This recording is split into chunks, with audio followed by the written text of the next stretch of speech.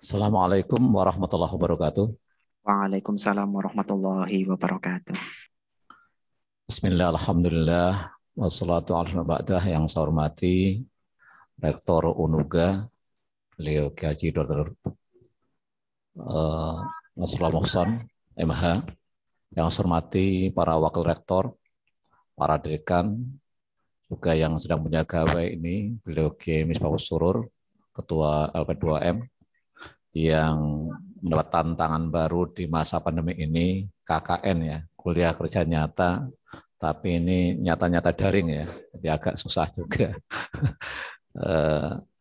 Saya juga kangen ini sebenarnya langsung kuliah di ketemu mahasiswa tatap muka, karena 3 semester itu nggak ngerti mukanya mahasiswa, jadi susah. Jadi kayak ngajari bareng hoib itu agak susah, nggak apa-apa.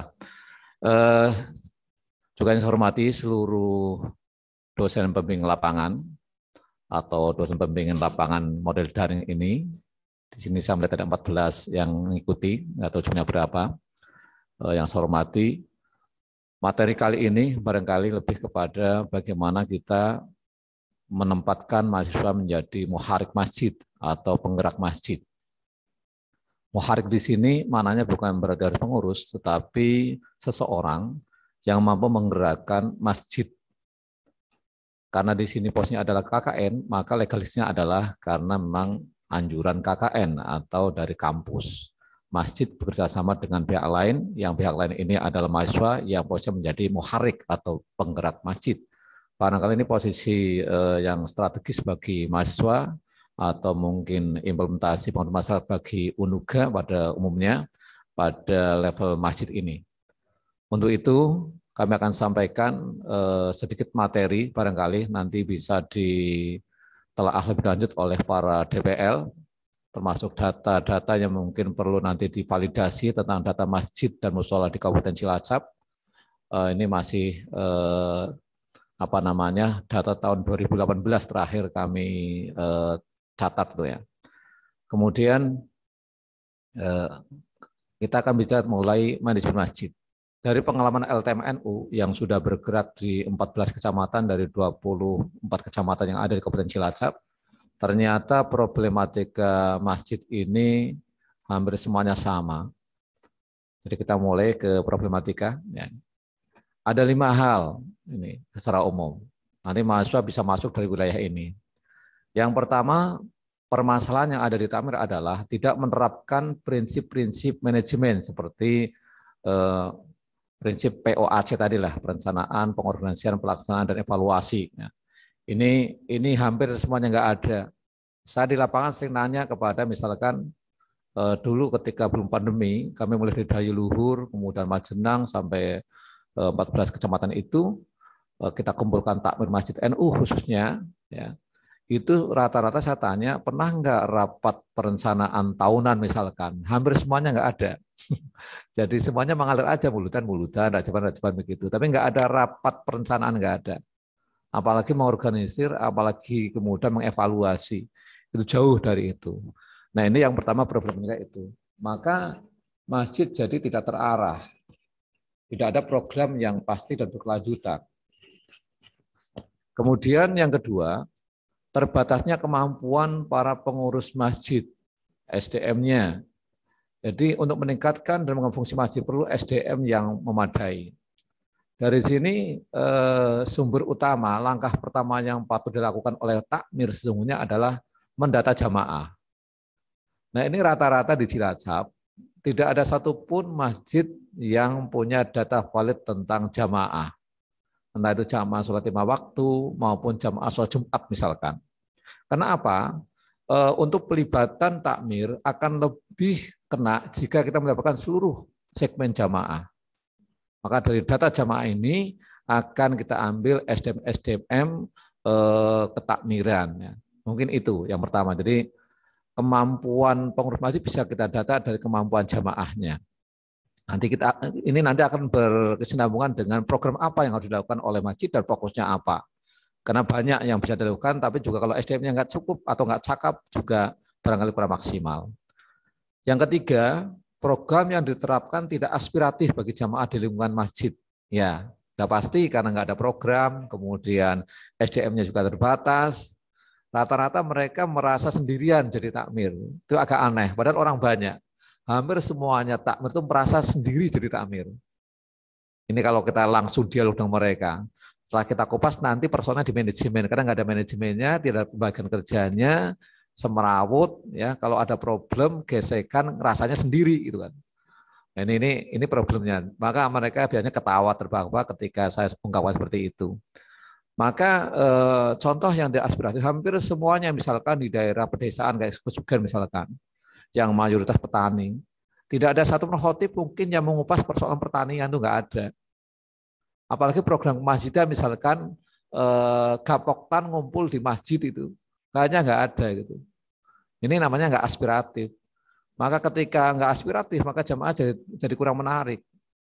Barangkali di sini ketika kita mau memberdayakan masjid agar masjid menjadi tempat pusat peribadatan pun menjadi pusat kegiatan kemasyarakatan yang aspiratif misalkan. Kalau di lingkungan misalkan Kesugihan kota yang dekat pasar, mestinya ada program-program bisnis di masjid.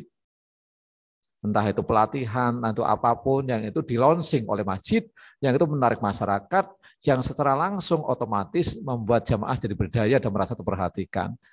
Jadi analisa data awal jamaahnya berapa, pekerjaannya apa, profesinya apa, itu jadi penting untuk program-program berkelanjutan. Jadi kalau peta jamaahnya berdagang, mungkin programnya lebih kepada ekonomi perdagangan, jika petani ya pertanian dan seterusnya, atau peternakan dan seterusnya. Ini programnya rata-rata itu tidak aspiratif. Pokoknya jamaah ngumpul kan. Jamaah pada pusing, pupuknya mahal, kemudian panennya jelek, harganya murah, itu nggak kepikiran sama Pak Kiai itu kan, sama takmirnya. Jadi kalau jamaahnya pada mengeluh tidak berangkat, mungkin programnya juga di situ. Baik, ya jadi jika masjid menjadi solusi bagi masyarakat, insya Allah menjadi tempat rujukan masyarakat dan masjid akan makmur, artinya berkegiatan yang maksimal. Kemudian yang keempat, rata-rata ini pengurus masjid bersifat tertutup terhadap jamaah sekitarnya dan a priori terhadap perubahan. Ya ini karena SDM-nya, kemampuan SDM-nya. Kemampuan SDM nggak mau menangkap aspirasi masyarakat, nggak mau mendata, apalagi melakukan program-program perencanaan yang memberdayakan masyarakat. Maka sekali lagi, masjid semakin menjauh dari masyarakat. Masjid hanya menjadi tempat ibadah 5 waktu, itu pun nggak menarik. Jadi, wong bisa sembahyang nang omah rada omah kok dadak nang masjid kan. Apalagi sekarang ada, ya memang agak unik sekarang setelah pandemi. Ini ada surat edaran Menteri Agama nomor 17, nomor 20, nomor 21 itu geger ya. Tempat peribadatan dikurangi untuk sementara, itu geger. Padahal biasanya problem saya di lapangan itu menggerakkan waktu masjid itu susah gitu. Ini apa termasuk peningkatan rasa keagamaan masyarakat atau mungkin hanya persoalan emosi saja itu kan. Merasa dilarang-larang, saya juga nggak tahu itu ya. Silakan itu diteliti oleh para peneliti di kampus ini ya. Tuh coba. Jadi gini, sebelum pandemi masjid sepi. Nggak ada tertarik sama masjid. Masjid itu tutup, geger, untuk sementara padahal itu. Dan dengan alasan yang jelas setelah agama, hifdzun nafas, menjaga kesehatan jiwa misalkan. Tetap aja masyarakat itu emosi. Nah takmir di sini tidak punya kemampuan mengendalikan masyarakat. Kenapa? Karena takmir tidak bukan SDM yang menjadi rujukan masyarakat. Maka di lapangan kemarin ketika penerapan rata-rata takmir udah siap melaksanakan apa yang dilakukan oleh pemerintah, tetapi jamaah itu menolak, tapi nggak bisa apa-apa. Disinilah berkelindan antara kemampuan takmir SDM yang kayak apa, programnya menyentuh apa enggak, masyarakat terikat apa enggak, akhirnya ya komando dalam tanda kutip takmir tidak didengar oleh masyarakat. Ini masjid yang realitasnya sekarang seperti itu. Kemudian yang kelima, kurangnya kesadaran berjamaah bagi masyarakat sekitar masjid. Ya, ini jelas tadi karena efek yang pertama ya. Dari program kurang aspiratif, kemudian takmir yang memang a priori terhadap lingkungan, ya efeknya tidak menarik bagi masyarakat. Nah ini nomor 5 ini sekali lagi di masa pandemi ini jadi menarik, kurang kesadaran, tetapi ketika nggak boleh jamaah malah pengen jamaah, Mungkin barangkali besok-besok dilarang aja jamaah biar pada pengen jamaah mungkin. Itu tuh, ini problem umum dulu sebelum pandemi ini, kurangnya kesadaran masyarakat berjamaah. Itu di mana-mana itu, di mana-mana. Apalagi subuh, sebaris alhamdulillah itu. Kecuali pesantren ya, memang ada kewajiban wajib jamaah itu. Kalau di luar pesantren, walau alam rata-rata ya begitu. Zuhur pada di kantor alasannya itu. Agak banyak maghrib sama isya, agak banyak. Baik, lanjut.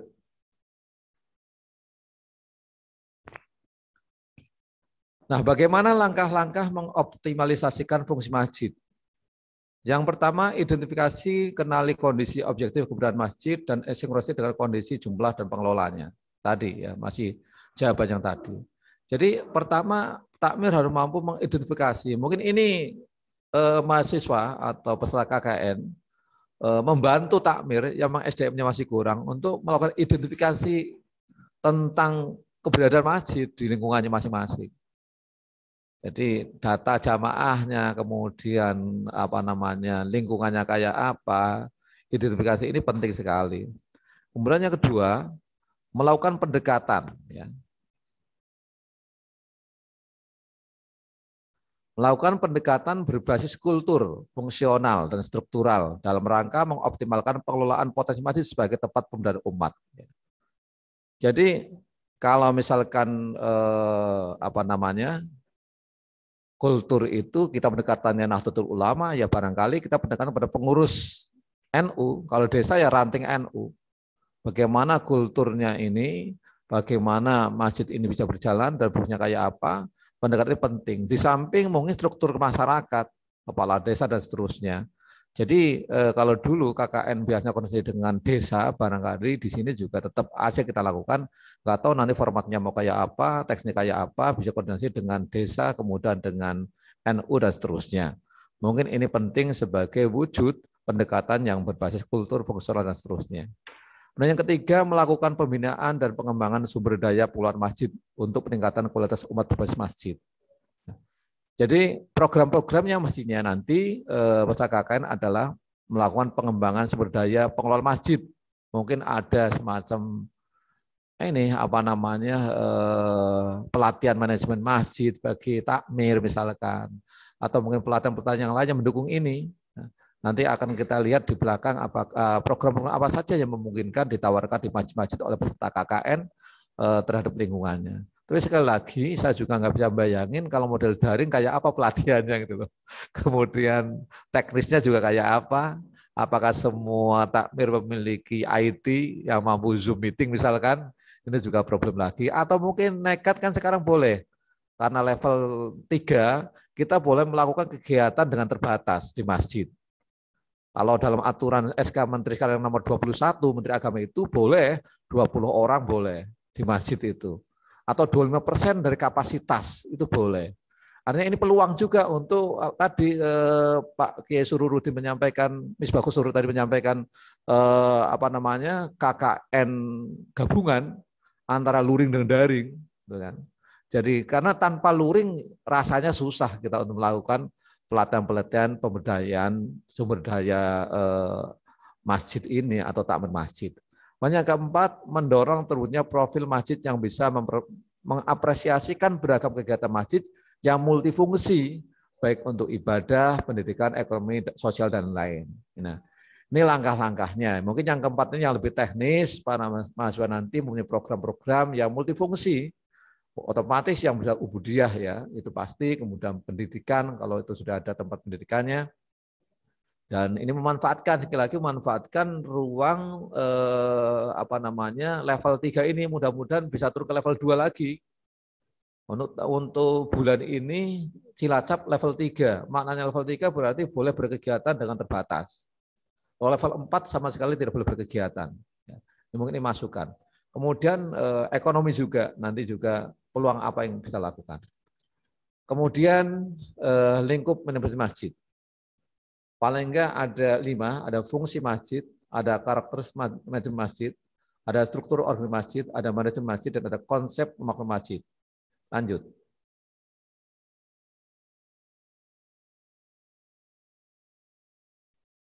Nah, kita akan melihat, mestinya masjid itu Fungsinya adalah tempat ibadah, dakwah, pendidikan, muamalah, dan sosial.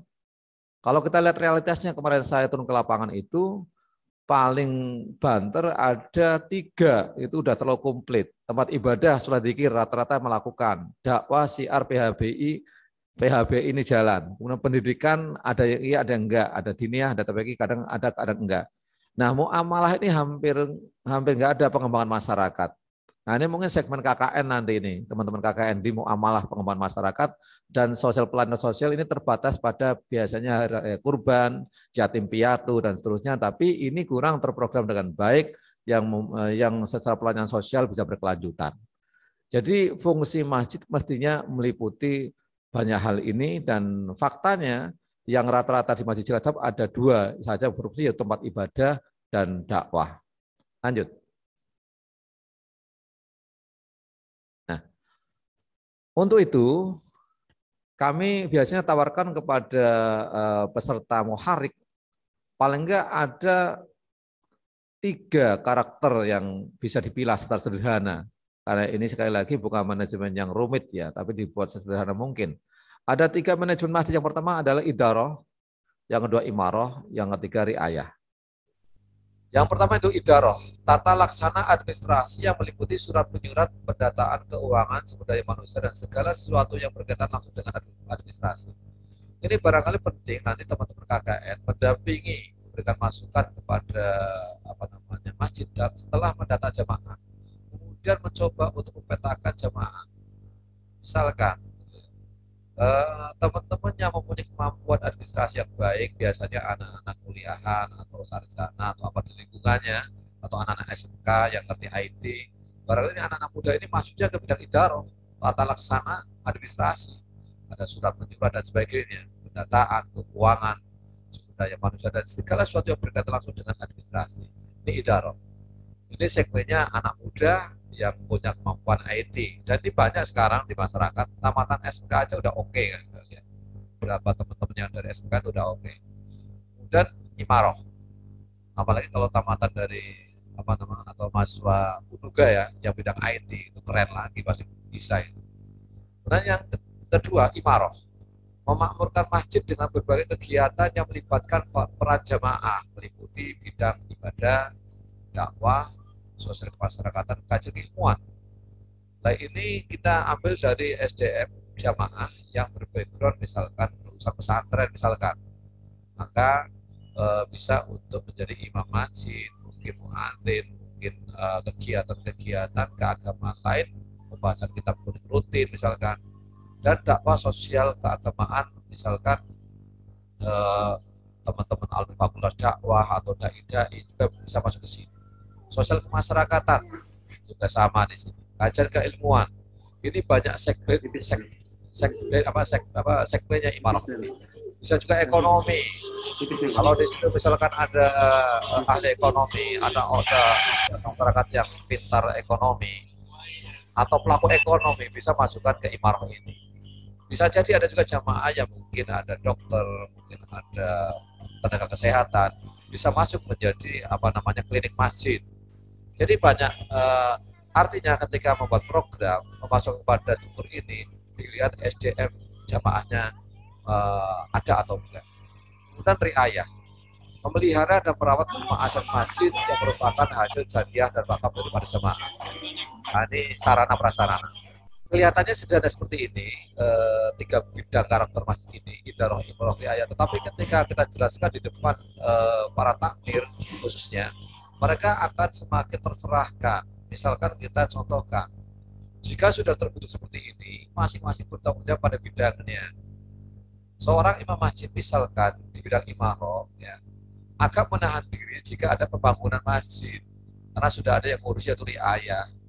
Beri ruang bagi para orang-orang yang riayah, mungkin ada insinyur, mungkin pekerja bangunan atau siapapun yang menjadi pengurus riayah. Biarkan mereka mengeksplor dirinya untuk melakukan kegiatan riayah ini. Tak boleh komentar-komentar yang kemudian melemahkan.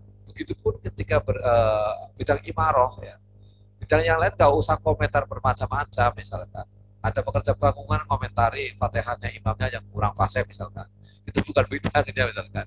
Ini sering terjadi. Atau Pak Kiai ngomentari bangunannya jelek, atau nggak kuat, atau nggak bagus, dan Pak Kiai nggak ngerti bangunan. Ini yang kerja bangunan jadi jengkel. Penjelasan seperti ini di lapangan jadi penting, karena masyarakat sering ngerti, oh ternyata pembagian ini penting. Gitu. Mereka udah tahu dalilnya bahwa sesuatu yang dilakukan bukan pada aslinya ya fatalisah, juga hancuran, tetapi di konsepsi terapannya itu mereka nggak paham. Ini penting bagi para mahasiswa KKN atau DPL menjelaskan pada KKN, KKN nanti mendampingi para takmir untuk melakukan kegiatan seperti ini. Ya kalau misalkan nanti memang ada waktu LTM ya siap mendampingi lah, tapi ya di jadwal yang baik. Misalkan memang ada kegiatan perlu penjelasan ke bawah ya, insya Allah tim LTM siap mendampingi teman-teman KKN. Lanjut. Maka dari karakter itu muncul struktur. Idaroh ini paling kan ada 4. Barangkali kita melihat SDM-nya. Kalau SDM-nya adanya kayak apa ya sesederhana mungkin. Tapi paling tidak ada bagian TU kesekretariatan, ada bagian keuangan, bagian pendataan, bagian kepegawaian. Loh, kok sampai seperti ini? Iya, ini demi masjid berdaya. Kalau enggak selamanya masjid hanya tempat sholat dan zikir aja, nggak akan beranjak dari situ. Yang kedua, imaroh, bagian peribadatan, bagian PHBI, bagian remaja, bagian pendidikan pelatihan. Nah ini, bagian sosial kemasyarakatan. Itu bisa masuk di sini. Di ayah, bagian pemeliharaan serta prasarana, bagian keamanan, bagian kebersihan. Struktur sederhana ini mungkin bisa menjadi solusi bagi pemberdayaan masjid di lapangan. Lanjut. Nah, juga nanti teman-teman takmir diajari bagaimana proses rapat ya. Rapat itu ternyata ada prosesnya. Bagaimana merencanakan dulu dan bagaimana mengorganisir, bagaimana melaksanakan, bagaimana setelah melaksanakan evaluasi. Itu bukan perlu evaluasi, merencanakan kembali. Manajemennya bagi orang-orang kampus berarti sangat sederhana ini di masyarakat masih asing. Mereka sering melaksanakan tanpa perencanaan. Jadi laksanakan, bangun ya bangun, ya. Spontanitas tanpa perencanaan, insidental tanpa perencanaan, maka tak terukur. Dan biasanya tanpa evaluasi, wis ya wis. Terawang Jawa ya sebenarnya usaha, bisa ngelakoni, ya bener wae hasilnya kayak apa, gak ada evaluasi. Gak ada kritik, evaluasi gak ada di situ.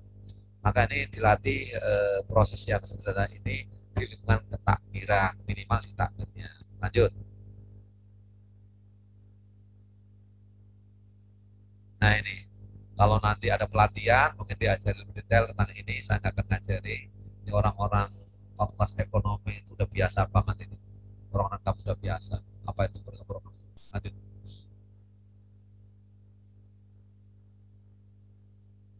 Ya, ini jelas sudah tahu semuanya ya. Sesuai visi misi, prinsip program, menyesuaikan dengan visi misinya apa. Di masjidnya punya visi misi. Kayaknya jarang ya. Kalau sekolahan semuanya punya tuh sekolahan. Lembaga formal hampir semuanya punya visi misi.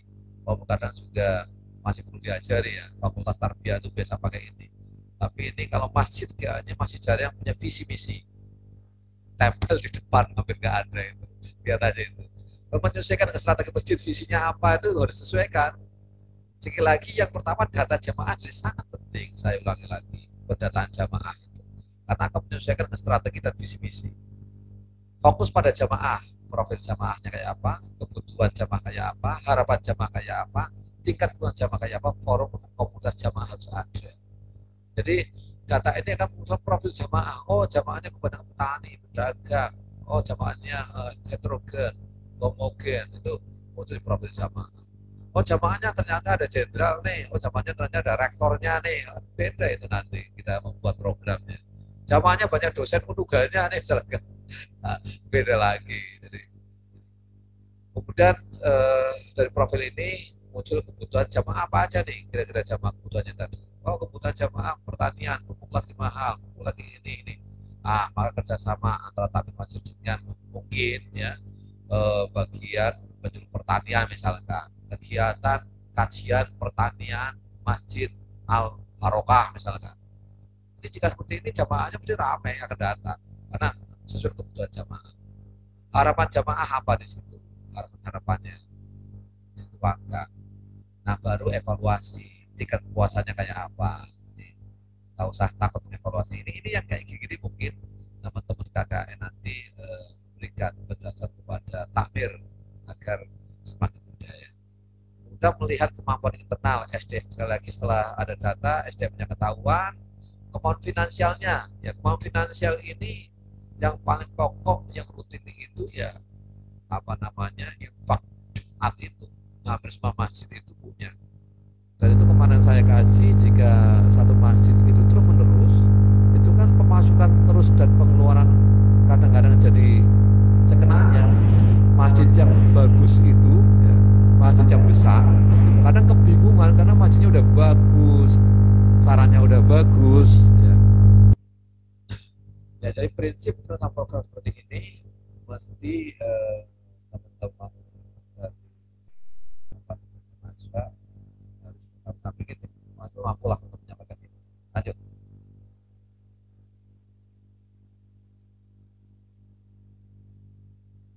Oke, ini lanjut aja.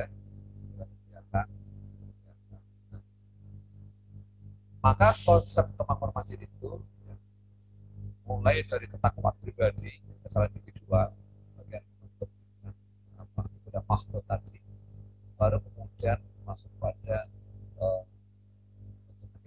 kesalahan sosial, Islamiyah, Rasulullah itu masuk ke Harumah. Ini targetnya adalah Harumah. Bagaimana untuk lingkungan masjid yang baik, jamaah yang baik. Nah, kalau kemudian masjidnya baik, jamaahnya baik, lingkungannya baik, ya otomatis ya pemakmuran empat bangsa ini menjadi sesuatu yang memungkinkan. Maka muncullah mungkin secara umum peradaban kaum muslimin di Indonesia yang ujungnya rahmatan alam. Ini konsepsi aja. Ada.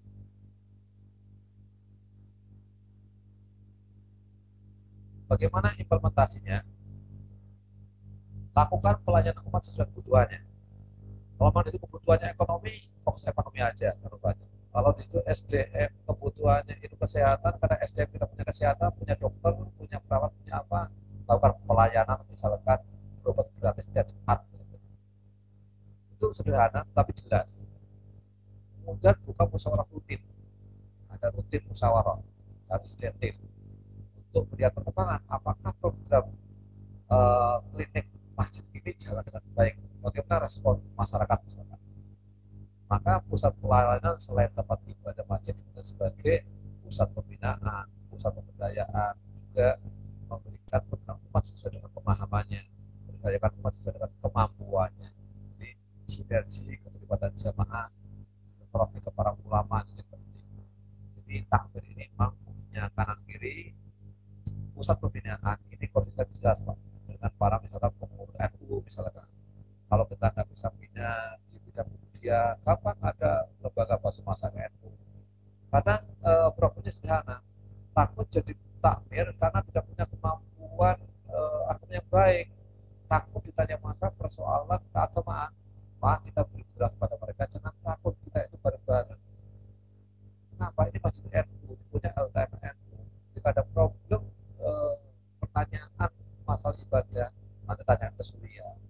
Jika saudara tidak mampu, ada lagi nanti di MPC. MPC nggak mampu, ada lembaga bantu masalah NU di kabupaten. Jadi nggak usah takut. Jadi mereka ternyata ketika dijelaskan seperti ini, mereka berbesar hati. Karena tidak semua lingkungan itu orang yang sergap, orang yang mampu, orang yang mau menjadi takmir itu orang yang punya kemampuan keilmuan agama yang cukup. Kadang-kadang minder di sini. Disinilah maka penting kita ketika kita melakukan muharrik masjid, kita memberikan logika bahwa mereka nggak sendirian, mereka adalah tim. Jadi orang yang punya IT fungsi perjuangannya di bidang IT, orang yang pintar agama di pemakmuran masjid, orang yang pintar sarana prasarannya di sarana prasarana tadi. Jadi semua jamaah merasa bermanfaat, merasa diberdayakan, mereka jadi pede ke masjid. Jadi seringkali orang tahu ke masjid karena nggak ngerti agama itu aja. Dokter tahu ke masjid, kalau nggak ada imamnya kadang-kadang malah pergi karena takut disuruh imami misalkan. Banyak kasus kayak gitu di masyarakat. Sementara masyarakat percaya banget sama bapak ini karena udah Pak Haji, sudah ke masjid, ya, rajin, dermawan, ya kan, udah makanya jadi ketua takmir. Tapi ketika nggak ada imamnya, dia nggak berani ke masjid, takut imami. Nah, ini problem lapangan buahnya seperti itu. Nah, ini mungkin nanti banyak mahasiswa, nanti dosen akan tahu lebih banyak ketika mahasiswa turun ke lapangan. Ya, jadi untuk pembinaan bisa koordinasi dengan para ulama. Nah, untuk pemberdayaan jamaah bisa sinergi dengan jamaah, artis dan jamaah. Nah, yang terakhir ini, ya, paling tidak ada 7 aksi program pembangunan masjid dalam buku Muharrik Masjidnya PBNU ini. Yang pertama, jadikan masjid sebagai pusat dan tempat gerakan pembinaan akidah Ahlussunnah wal Jamaah. Sudah pasti ini programnya Imarah. Jadikan masjid sebagai pusat dan tempat gerakan pelayanan kesehatan. Nah, ini kalau di NU ada LKNU, lembaga kesehatan. Jadikan masjid sebagai pusat tempat gerakan peningkatan keilmuan. Otomatis kampus ini, basis kampus sudah punya. Yang keempat, jadikan masjid sebagai pusat dan tempat gerakan pemberdayaan ekonomi jamaahnya. Pakai ekonomi NU juga. Jadikan masjid sebagai pusat tempat gerakan dakwah. Kalau dakwah masuk sini bisa. Bawah ini semuanya.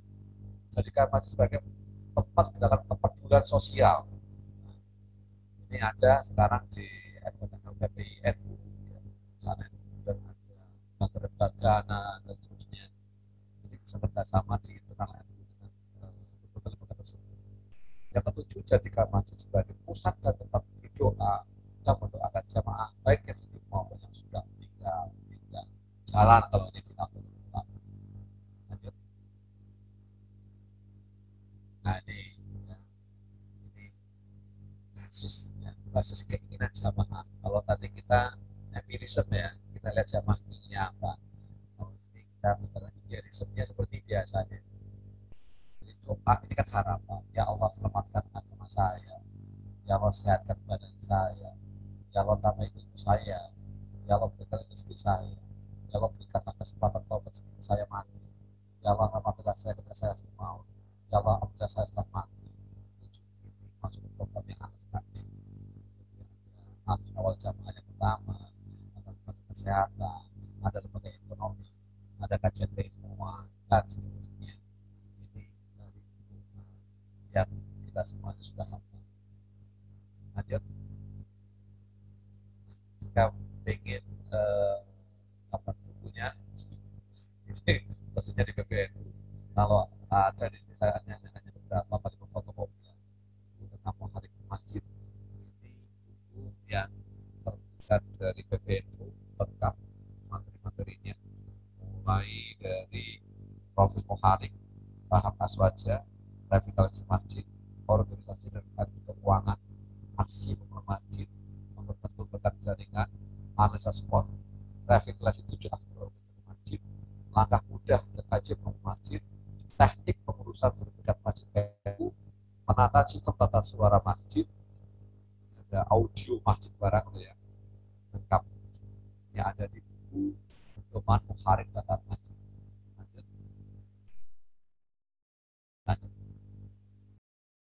Terima kasih. Barangkali itu nanti ada data tambahan mungkin yang ingin mengakses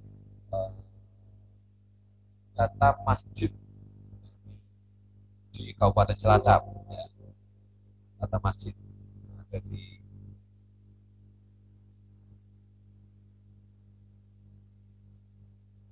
sementara data yang kami pegang jumlah masjid ada 2.143, musola ada 4.632. Itu datanya ada sudah di kampus, ya, per kecamatan sudah datanya. Jadi bisa diakses nanti sebagai data awal. Ya itu sampai verifikasi faktual. Tapi kalau untuk lapangan benerannya, apa benar di Sugihan masjidnya cuma sekian, itu udah BNM baik alamat, silakan diakses dan menjadi kata awal bagi mahasiswa dan dosen. Terima kasih. Assalamualaikum warahmatullahi wabarakatuh.